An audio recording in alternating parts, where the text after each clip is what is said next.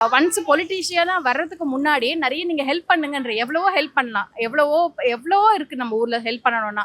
அவர் இது வரைக்குமே எங்கேயுமே ஹெல்ப் பண்ண மாதிரி ஒரு நியூஸுமே வரல. இப்போ பாலிடிக்ஸ்ல வரப்போறேன்னு தெரிஞ்சுதான் நான் இதை பண்றேன் அதை பண்றேன்றதுக்கு முன்னாடி நீங்க பண்ணிட்டு வாங்கன்ற. ஏன் வந்துட்டு பண்ணணும்? நீங்க மக்களுக்கு தானே ஹெல்ப் பண்றேன்னு வரீங்க. அது வந்து பாலிடிக்ஸ்க்கு வந்து தான் ஹெல்ப் பண்ணணும் இல்லையே. ஒரு எக்ஸாம்பிள் வந்து இப்போ சூர்யாவை எடுத்துக்கோங்க. அவர் பாலிடிக்ஸ்குள்ளே வரல. அவர் வந்து ஸ்கூல்ஸ் நடத்துறாரு.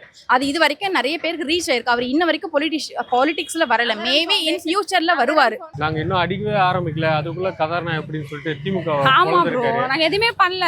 ஆனா அவர் வந்து மக்களை இது பண்ணி அகைன்ஸ்டா எல்லாம் பண்ணிருக்காரு. இதுக்கப்புறம் நாங்க ஒரே பிளாஸ்டா இருக்கோம்.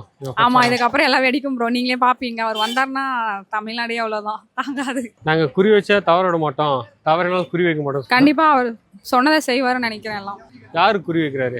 சிஎம்க்கு தான் ப்ரோ. யாரு குறி வைக்கிறாருன்னா சிஎம் குறி வைக்கிறாங்க. சிஎம்க்கு தான். அவர் பேசலே தெரியலையா? அங்கிள் சொல்லிட்டு சிஎம்க்கு தான் குறி வைக்கிறாரு. உங்கள் தங்க நகையை அதிக விலைக்கு விற்கவும் மற்றும் அழகில் இருக்கும் தங்க நகையை மீட்டெடுத்து அதிக விலைக்கு விற்கவும் உடனே அணுகவும். Frank Gold hub.